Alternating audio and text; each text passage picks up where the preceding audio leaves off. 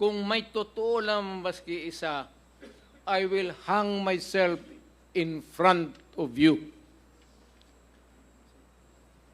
You can summon, I will sign a waiver, all banks.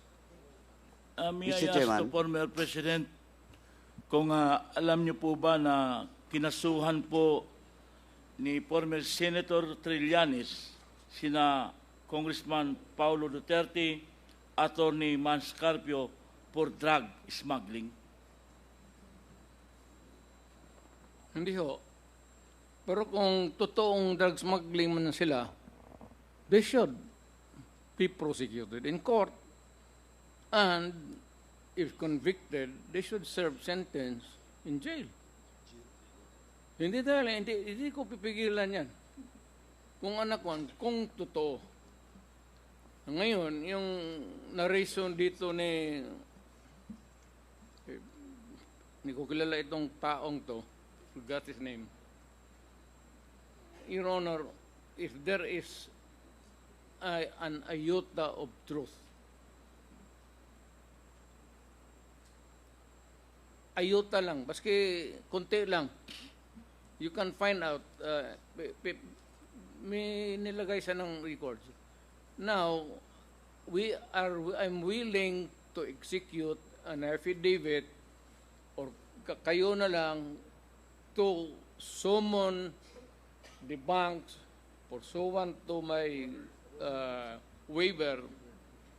Kung may totoo lang maski isa, I will hang myself in front of you. You can summon, I will sign a waiver, all banks, pati yung World Bank ng Amerika.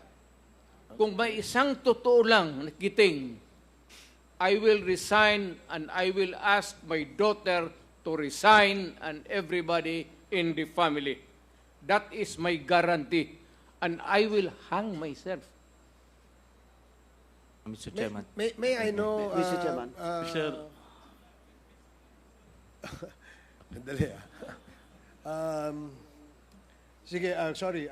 Congressman Paduano, sige. You and then Congressman Teves and then I will allow you, Senator Trillanes, after the two members have spoken. Yes, Congressman Paduano. Thank you, Chairman, with the indulgence of Congressman Teves. Ganito lang po, because Senator Trillanes presented yung mga bank accounts.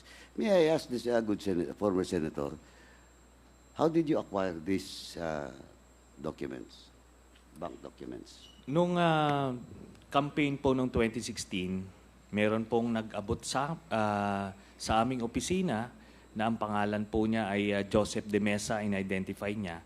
So sinabi niya, meron siya mga dokumento na pwede namin tignan. So kampanya po yon, hindi po namin nabigyan ng atensyon until siguro a few weeks after, nakita ko po, yun pong nandoon, iba't ibang accounts. Then, chinek namin, vinalidate po namin kung totoo yun, no? So, may mga nagdeposito po na doon sa iba't ibang accounts ni Duterte. Tapos, totoo nga, legitimate po. Then, nung kampanya, nilabas ko po ito at inamin mismo ni Duterte na totoo daw kasi una, dinideny po nung kanyang spokesman, but eventually, nung na-corner na siya, inamin niya, no? Tapos, hinamon din niya po kami na magbibigay din siya ng waiver. It's the very same dare na sinasabi niya ngayon, o bluff na sinasabi niya. At ano po, ako po ay nagpakita dun sa BPI branch na yon sa Julia Vargas, pero siya po hindi sumipot. Ang sumipot sa kanya, itong si Panelo. Ngayon si Panelo, wala pong dalang waiver. Ang nilabas niya, special power of attorney na may specific conditions. Ngayon po, natapos na lahat yung kampanya, presidente na siya, ni ay ni oy, wala na po nangyari doon. Kaya ito po, inadmit niya na yan, mga dokumento na yan. Inadmit niya na yan, no? And let me just comment a bit, Mr. Chairman. Kasi yung sinasabi niya, in relation doon sa case na final ko kay Pulong at kay Mans Carpio, sabi niya, i-file daw sa korte at harapin nila. Pero yung mga libo-libong mga pinagpapatay never got that privilege of the due process.